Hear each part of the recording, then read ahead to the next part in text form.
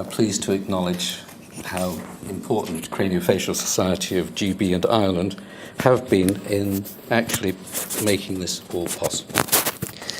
And also to thank all those others who have been involved with the sponsorship and development of the guidelines. There we go. And they are, as you will see here on the screen, the Royal College of General Practitioners, the Royal College of Midwives. I'm very happy that we've got Mervyn Jucklin here tonight to represent and to respond to various questions about this as well. The British Association of Perinatal Medicine, and particularly CLAPA, Cleft Lip and Palate Association, who were on the group, as well as a parent representative. Then there are the financial costs of dealing with the consequences of the delay, the multiple contacts in the community with the doctor, the family doctors, the A&E department, outpatients, and a most recent case that I've been dealing with where, in fact, actually, the child was admitted to hospital twice and the cleft was still not detected on routine paediatric examination. So, not surprisingly, litigation is an issue. It's increasing. The NHS, over the last sort of in the last sort of decade or so, has spent £250,000 on compensation, and that's not to do with also the legal costs to solicitors and so on, of course. And the number of cases are definitely increasing. So in some ways, I may be jumping the gun here by speculating that the threat of litigation will act as a spur and an encouragement to adopt the new guidelines, because there's nothing like the fear of litigation, perhaps, to make people perhaps do things the way they ought to be done.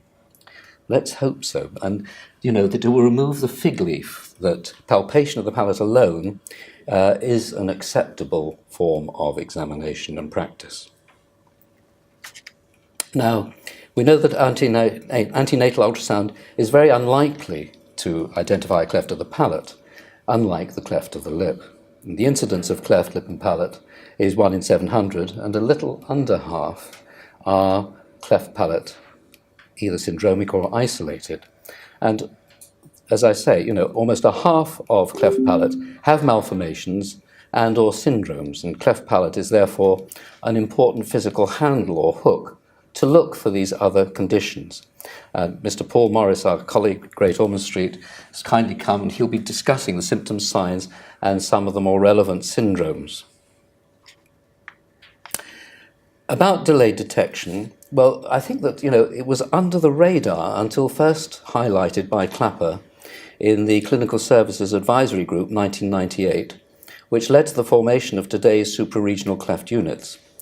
CLAPA found that 10% of parents complained of delayed detection in their children. Then the North Thames Cleft Unit retrospective review of referrals and subsequent annual reports from CRANE, which is the Craniofacial Register for Congenital Anomalies of the Face, which is based at the Royal College of Surgeons and produces an annual report. And these have shown that the incidence of undetected cleft palate is about 30% in the first 24 hours. And since NIPE introduced the 72-hour limit for the first exam, the rate has fallen, of course, but it's still 18%. That means 1 in 6 of all clefts are not identified in the period of time when they ought to be. And now Dr. Helen McElroy will be referring to national, there are a handful of international and 1 or 2 international studies. So it identifies, that delayed detection isn't just a homegrown issue, it is an international issue. So the question I wondered about was that has delayed detection always been with us or just unreported? Standard textbooks have always advised and continue to advise that visual inspection of the palate with palpation is the way that it should be done. But could 1966 have been a fateful year? Because contaminated wooden spatulae were being used at this time as splints for cannulae in neonatal units and implicated in the spread of fungal infection in vulnerable preterms. And I think that the British Association of Perinatal Medicine has got some strong feelings on this, or have had in our discussions with them. But the thing is that, one has to say that these spatulae were probably removed, and as a consequence, there may have been a change in practice. But no time has there been any advice that visual examination should not be completed and done. But now we know that actually there are individually packed sterile wooden spatulae, and the Chinese have come forward with plastic spatulae. And you can buy them by the million if you go on to Alibaba or somewhere. So there is no reason why they shouldn't be in every unit in the land. So just a little brief thing about what makes delay in detection more likely. Well, it is the infant that looks perfectly normal. It's not the one that looks syndromic.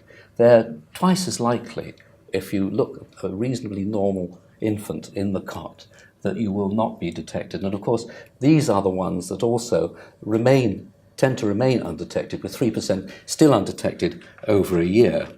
And although we can say that those who have broad and larger clefts are more likely to be identified, it's only that they are more likely to be identified with those that are small if they are visually identified. And the fact is that it's not the size that matters, because all sizes were missed in that first examination when we did our review. And so it emphasizes how important it is that the whole length of the palate is looked at. So just to be clear, submucous cleft is not going to be dealt with tonight, which, if clinically significant, has symptoms of cleft palate and therefore ought to be referred to the nearest cleft unit